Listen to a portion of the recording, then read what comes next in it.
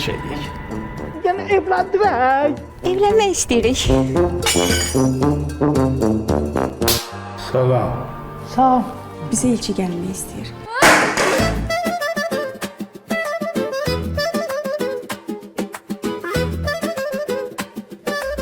Bir razılaş gələn döyülməyə. Danış, eşidirəm. Bilsən papa nə deyib sənə? Yox, o söyləməz, təhqir eləyir. Gəl mənim həyatım, mənim ürəyim. 24 yaş ərə getmək yaşı deyil axı. 22 yaşında qızımı əlimdən alana indi yağdırım.